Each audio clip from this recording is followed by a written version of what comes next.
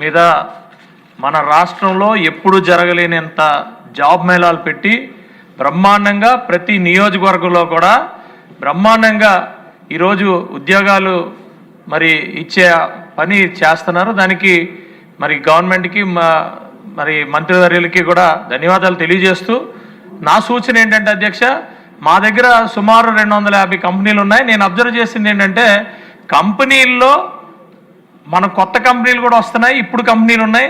Skill development ఈ కంపెనీలు ఏదైతే మనం తీసుకొస్తున్నామో జాబ్స్ని టోటల్గా స్కిల్ డెవలప్మెంట్తోని అనుసంధానం చేసి రేపు అనే రోజు మనం ప్రొడక్ట్ చేసి ఎలాంటి జాబ్స్ కావాలి, ఎలాంటి ఇది అనేది దాని మీద పూర్తిగా మనం ఒక షెడ్యూల్ తయారు చేసుకొని ట్రైనింగ్ ప్రాపర్గా ఇచ్చుకొని, ఇంకొకటి ఏం జరుగుతుందంటే కంపెనీలు స్కిల్ డెవలప్మెంట్ని అప్రోచ్ అవ్వట్లేదు అధ్యక్ష. జాబ్ మాకు ఇన్ని వేకెన్సీస్ ఉన్నాయి అలానే ఇప్పుడు కూడా ఏ ప్రైవేట్ కంపెనీ కూడా అప్రోచ్ అవ్వట్లేదు.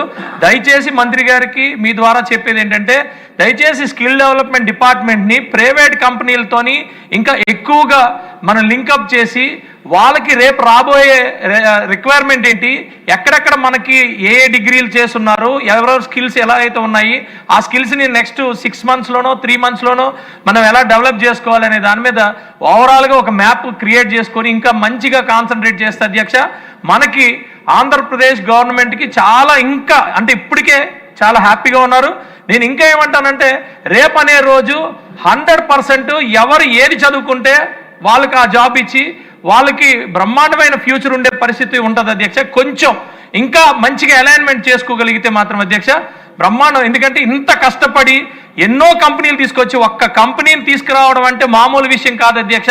ఏదో దావోస్ వెళ్ళిపోతే ఇంకోటి వెళ్ళిపోతే మీటింగ్ పెట్టేస్తే కాదు. దావోస్ వెళ్ళడం, దావోస్ వెళ్ళే ముందు ఎంత హోంవర్క్ చేశారో నాకు నా దగ్గర 10,000 ఎకరాల పైన నాకు ఇండస్ట్రియల్ ఎస్టేట్ ఉంది కాబట్టి నేను చెప్తున్నాను, SEZ ఉంది కాబట్టి చెప్తున్నాను.